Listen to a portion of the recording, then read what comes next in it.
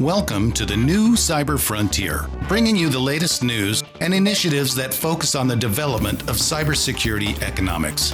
You don't have to be a computer or cybersecurity expert to get plugged in. Your host brings it straightforward, asks the tough questions, and brings the cyber world to a level of understanding for everyone. You can find us on the web at www.newcyberfrontier.com. Now join our host as he introduces the topic for today's new Cyber Frontier. Welcome back, everybody. This is Sean Murray with the new Cyber Frontier. Today we have a special guest all the way from Minnesota, Chad Beckman, who is the CEO and founder of Secure Digital Solutions. Welcome, Chad. Tell us a little bit. Thank you for having me, Sean. Appreciate it. Happy to be here. Thanks. Why don't you give us a little bit about your background? We were talking before the session, and you like me, you're one of those old warriors that have been around since the days when we called it InfoSec, right? Information security. It still is. They rebranded it, called it cyber. But why don't you tell us what you've been doing? Yeah, thanks. So been in the industry 23 years now and got my start with, believe it or not, the RACF, setting up user IDs and group access on mainframe, for those of you that don't even know what RACF is. And that led into Unix capabilities and experience and Microsoft and all kinds of interesting things. So my background is really around helping organizations to build their security posture, and that can include everything from system configuration and understanding what controls are being met to writing policies and dealing with regulatory requirements. And over the years, I come to realize that a lot of organizations are conducting security and measuring themselves through assessments simply for the fact of conducting the exercise. And as a result, that doesn't really add a lot of value. Why spend the money and time to do it if no one's going to take it seriously or look at it and apply it to some other future improvement? So what we ended up doing after observing this for a while is developing a methodology and making an observation, both. The methodology we created was called MAPP, MAPP. And subsequently, the name of our platform is called TrustMAPP. MAPP stands for Maturity Assessment, Profile, and Plan. And we can talk more about what really that means later, but ultimately we're bringing together what we coined in 2015 when we launched the product as security performance management. And this goes beyond cyber, it goes beyond the Security Operations Center. It deals with certainly the tools and the investment, the people and the resources, as well as how that translates into meeting regulatory requirements, but also how does that reduce our risk? And so that's one thing that's kind of unique about what we do is we measure maturity, but we also help address risk and understand by investing in maturity, how is it going to reduce our risk? So maturity is glass half full, in my view, and risk is glass half empty. So we're pulling and pushing those levers together in synchrony to get a good understanding of our actions and how it's going to help meet certain business objectives and desired outcomes. That's awesome. So RACF, boy, there's not too many of us mainframers out there. RACF, top secret, and all the different IBM, Hitachi, Unisys mainframe war dogs out there like us. And we're a dying breed. So when you take a look at information security, how has it evolved over the years? We were discussing some of the struggles you had, growing up through various companies and consulting where, you'd go in and do an assessment and feel pretty good about it and then come back later on and, nothing's changed. Mm-hmm. Yeah, I think one of the biggest evolutions of our industry is we could say cloud, we could say, moving out of the data center, but even before that was security finally getting its own name tag and really moving out from underneath the office of the CIO, even though in many organizations today that still does exist. However, the security department actually has a budget, and it's not just a generic 3% of the IT budget goes to security. That's where we came from.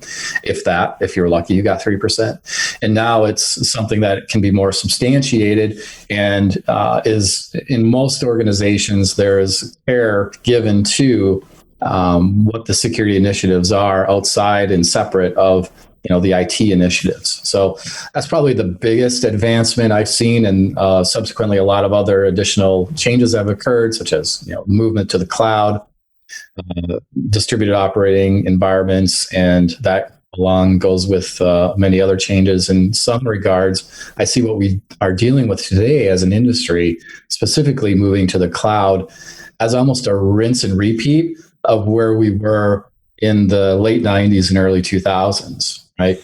Okay. Now we have to look at our controls. How does that change if we're going from our data center to a cloud environment? How do we meet our compliance requirements? A lot of these old questions get resurfaced. Who owns the liability? What do the contracts look like? A lot of those old questions get resurfaced, and it's just a matter of applying the scope a little bit differently, but the same issues tend to be there. Yeah, it's a never-ending battle. This is one of the reasons why I think that we'll always have a job, no matter how old we get, or we call that experience trucks with us.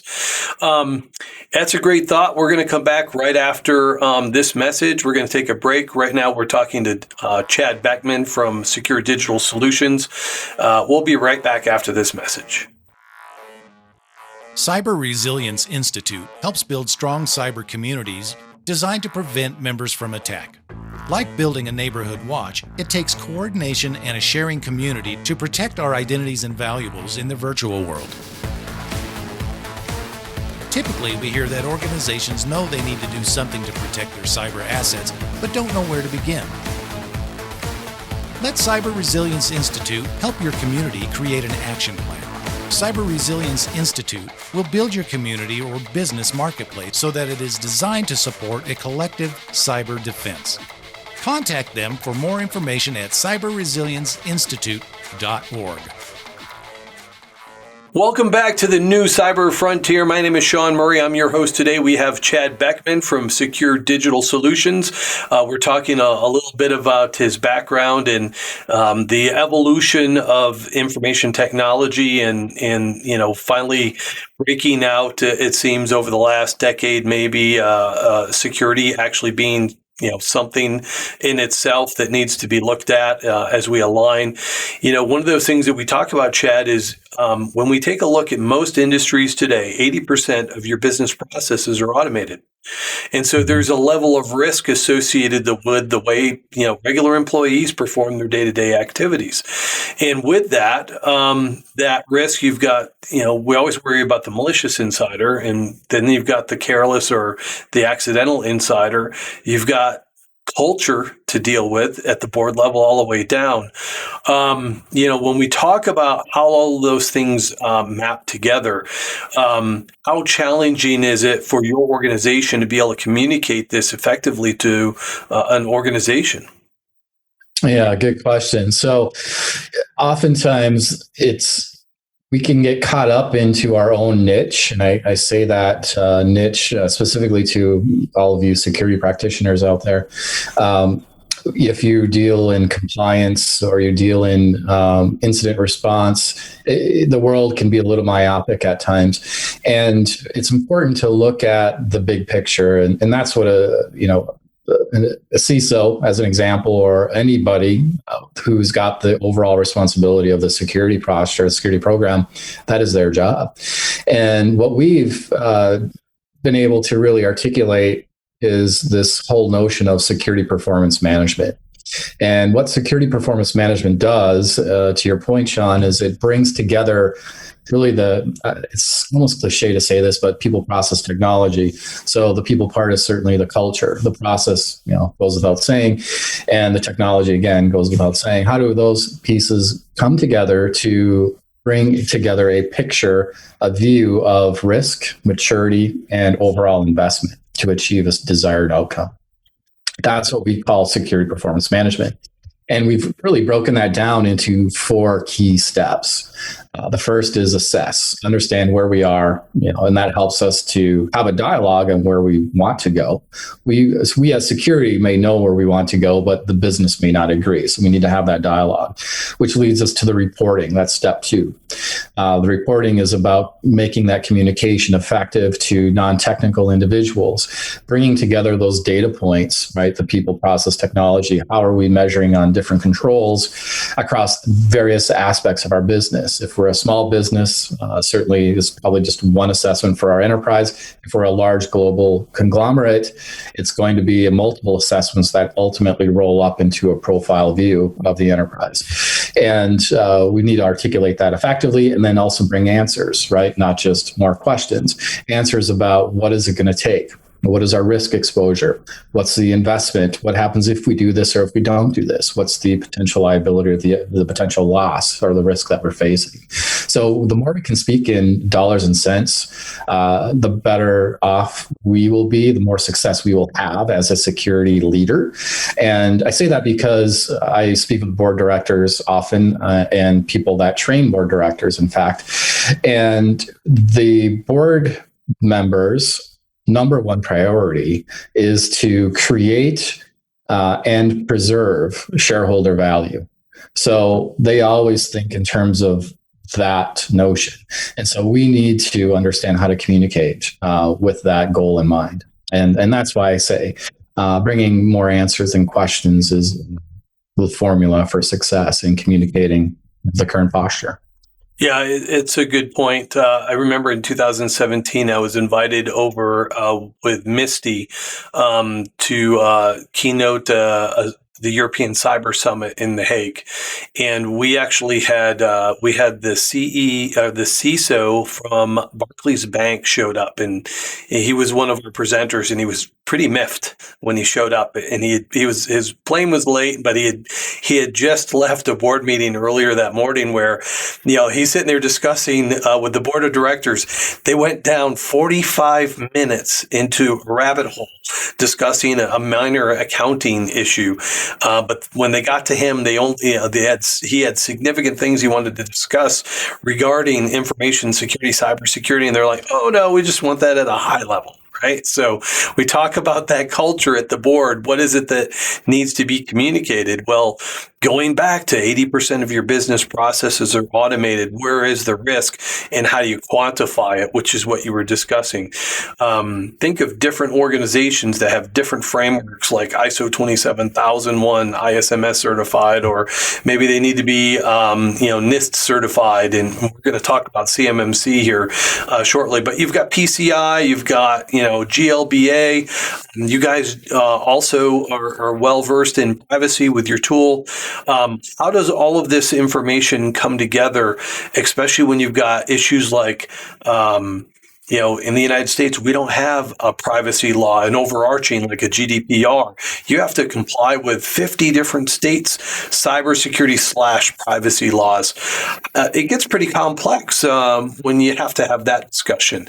And how does that normally go? Yeah, that's actually one of the reasons why we created this MAPP methodology, digging down in a little more detail about how we do it. We look at everything as a process. In some of the compliance people that might be listening might say, well, I need to measure everything at a control level. Well, we offer that as well. The original assessment template that we had back in 2015 when we launched the product was to address the issue you just raised. It was designing a way to measure the capabilities, right? What is our capability and effectiveness to perform the functions that we need to perform? And then the more granular view of that becomes how, based on our scores of that capability, how does that currently meet the privacy regulations that are facing us? How does it meet the financial regulations that are impacting us, or the healthcare regulations that are impacting us?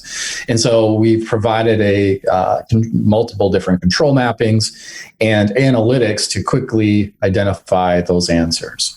So if you have an assessment, you brought it up, ISO 27001, 2013 as an example, you did an assessment on that, and you could then be able to understand, well, how am I aligned to PCI DSS? Or how am I meeting my HIPAA requirements, right? Or am I meeting the CCPA?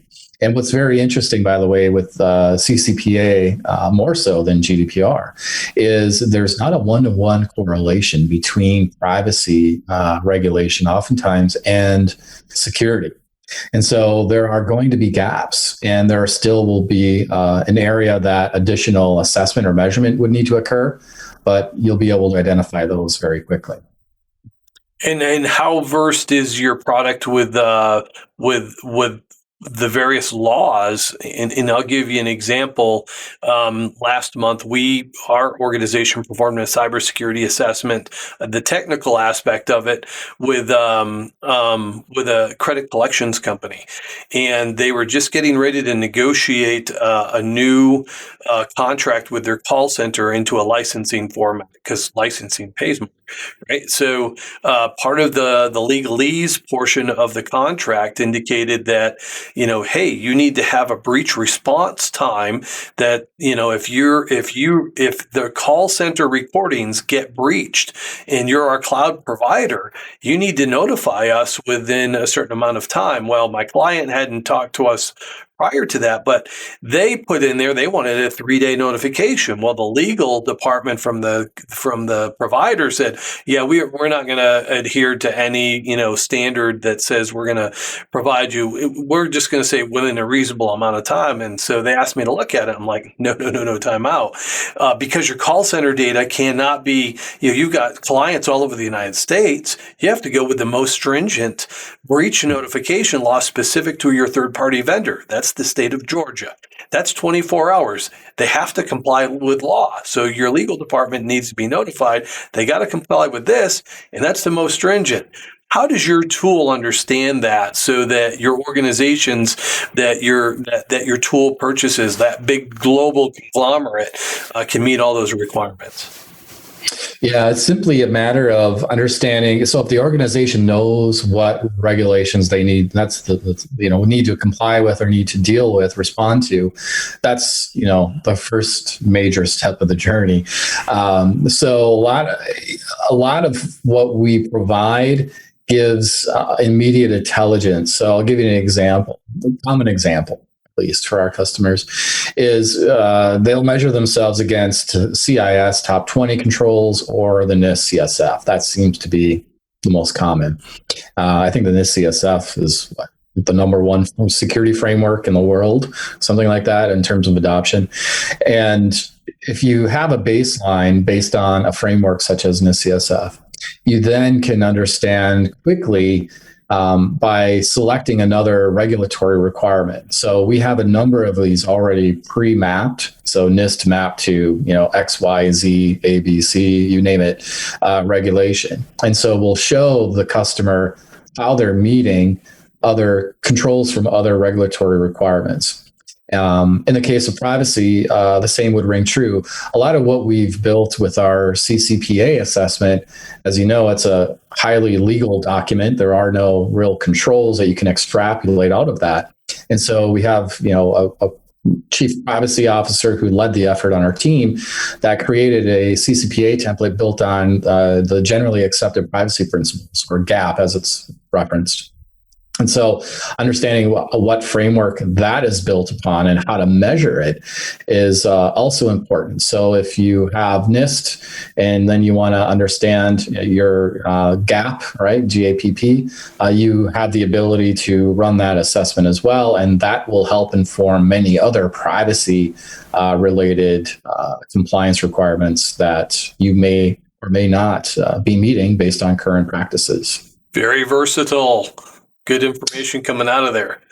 So, yeah. One thing we also provide too is we like to say it's really a decision engine. So, I talk about, the 4 steps of the process. I actually don't think I finished the other 2 steps. So the 4 steps of the security performance management lifecycle is measure or assess, report. And then the third is model, or create essentially a plan around it. That's part of the second P in MAPP, MAPP, is the planning. And then the 4th phase is what we call remediation management, understanding who's working on what tasks or projects to correct the gap. is the investment required to make that happen from a capital standpoint and a human effort standpoint. So it almost becomes this P&L for the security team, the security program, that can be related back to the reduction of risk. So we spent $100,000 to reduce a $500,000 potential liability on a risk. By the way, we also increased our maturity by a full point from, let's say, on access control, risk management, and asset management, as an example. Maybe we improved our maturity across those three key areas. So we can bring that entire discussion, what I just indicated as an example, we have the ability to provide that data in a very easy, presentable way to the appropriate stakeholders. That's awesome. We're talking to Chad Beckman, who is the CEO and founder of Secure Digital Solutions. We're talking about some of the evolution of information security and some of the challenges that he's been able to create an excellent tool that I'm actually pretty excited about. We'll have some additional conversations because the versatility between the various disciplines. But we're going to take a break. We'll come back right after this message.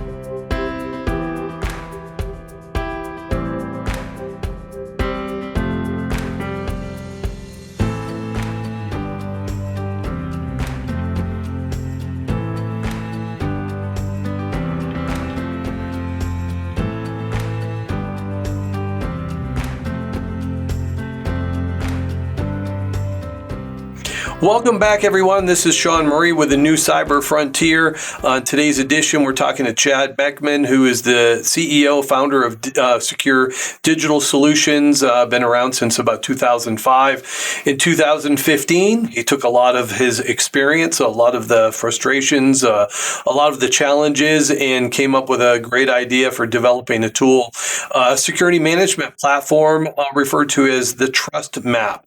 And so we've been talking about some of the nuances and the capabilities of your tool. So being able to feed into your risk management process, into your business management process, strategic mapping so the board has a better understanding, going back to your P&L requirements. So, justifying budgets, justifying line items, establishing key performance indicators that align with security objectives and strategies that align with the organization. How successful is the tool? It's been out there now for 5 years? What are you guys seeing? Yeah. We closed our first Fortune 200 customer about a year after we launched the platform, and they learned about us at a CSO 50 conference. And from that point forward, we really started gaining traction because peer influence is the most powerful. Word of mouth advertising is the best advertising you can get. And our platform is being used on, I think, 5 continents. And we've got a number of managed service providers as well that are using it and see the value of the differentiating their offering with their own customers to not only create a competitive edge for themselves, but also establish an ongoing relationship with their managed service customers themselves, using our platform as a vehicle to do so. Then we have, of course, large enterprise accounts in North America and Europe that are also customers. And that's driven, by the way, a lot of the capability of our product. Our go-to-market, so I'm from Minnesota, and we have 15 Fortune 500 companies here locally. Pretty high concentration given, our population size between Minneapolis and St. Paul. We use that to our advantage early days to get an understanding of what the problems really were, showing feedback, getting feedback from our beta product that we're showing these customers. And that has continued with every iteration of our product over the last 5 years. Our customer feedback and our input is ultimately paramount. And that's why we really say the product is built for CISOs by CISOs, because their voice has been forming capabilities and workflows and analytical views we've created. That's a direct result of the conversations we've had with those users. That's awesome. When we take a look at the next evolution of your Trust Map tool, yet one of the things that I recall you saying is you have 50,000 or more different elements within the database based on responses. If I'm an auditor, I'm looking at assessing controls. I'm looking at privacy assessment. What are you doing innovatively with the tool now, say for the next rendition? Yeah. Well, we recently launched this connector capability that we, sent out a release on our website and to our customers. And that connector capability is going to allow customers to pull in data from other systems.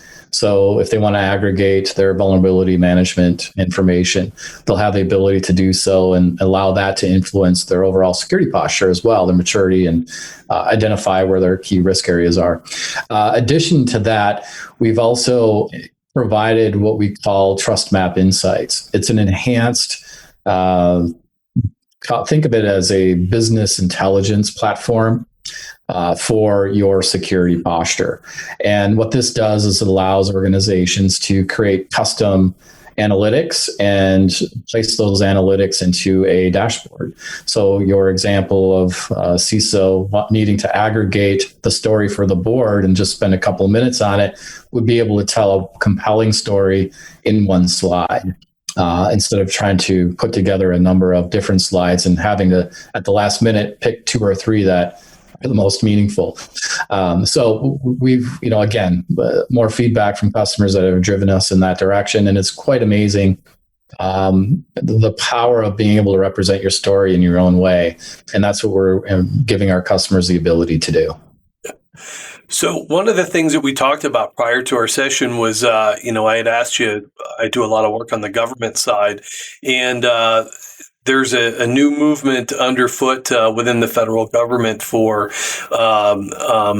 tracking various types of sensitive information. And so you actually indicated your product's going to be able to map to the cybersecurity maturity model. Can you talk about that for a minute?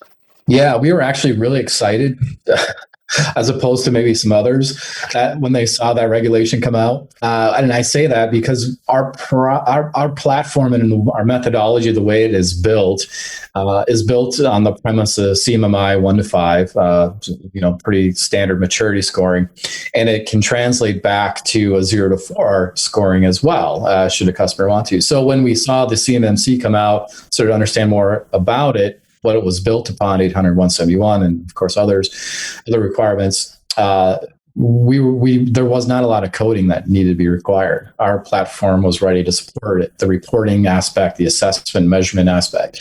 Really, the only thing we had to do was start to develop the data models to support CMMC. And in our words, in our terms, that means establishing a template. So now customers, we had this come live, I think it was August of this year. So it's been out for a few months now.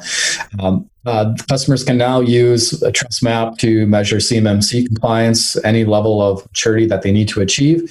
And they'll have a database of recommendations to help them understand what the level of effort is to go from their current maturity level to the desired maturity level for their specified government contracts. And those all align with all the FAR requirements and federal acquisition requirements and any of the other chain of custody or vendor supply chain. It'll meet all those requirements as well. Yeah, correct. Yes. The CMMC template is designed to fulfill the CMMC reporting requirements. And I believe, was it just in the last week or two, I think that bill actually was officially passed. I'm not following details here, but I think it was just recently officially received the stamp of approval. So now organizations are going to be required to start reporting on their CMMC compliance. And that's what's interesting about CMMC, by the way, is when I first read it and started understanding it, is it's scored based on maturity, but it's measured based on compliance. And that creates a kind of a unique scenario when you're trying to automate such an, kind of a combination of two different methodologies here. So you're either, meeting it, not meeting it, or it's not applicable, as an example of what you might respond to in a CMMC assessment. But at the same token, you are the maturity level is based on a set of controls. So if you're a CMMC level 2 or level 3, you'll have to meet a certain level of controls that, let's say, level 1 would not have to meet. And so it's that graduated maturity level that brings with it, of course, a list of additional controls. And then you measure yourself in a compliance type response on each of those controls. And so that's what made it a little bit unique compared to other regulatory or industry frameworks. And I'm happy to say that our team was able to deliver and make that available. I think from my understanding, we probably one of the first products in market globally that could automate CMMC when we launched that capability in August. Well, this is great. I can't believe half an hour has already been burned up. We could go on for quite a while here, especially on the CMMC stuff. Well, Chad, it's been great talking to you for this last half hour.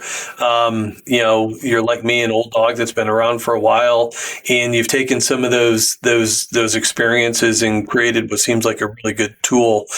We've been talking with Chad Beckman, who is the CEO and founder of Secure Digital Solutions, been around since 2005. 2015, launched a great product called TrustMAPP, doing a lot of great things, mapping cybersecurity compliance, maturity levels, justifying budgets, aligning cybersecurity strategy with organizational strategy, giving CISOs and privacy professionals a tool to be able to measure compliance and communicate that out to the rest of the organization.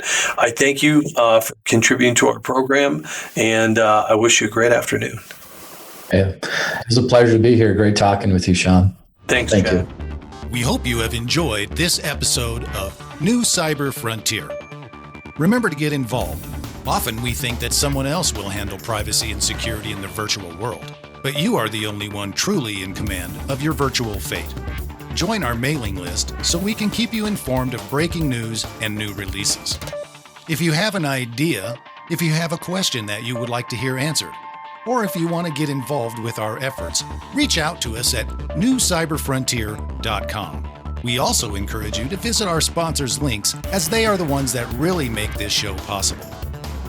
I want to thank each of you for supporting the show, and we look forward to seeing you back for the next episode of New Cyber Frontier.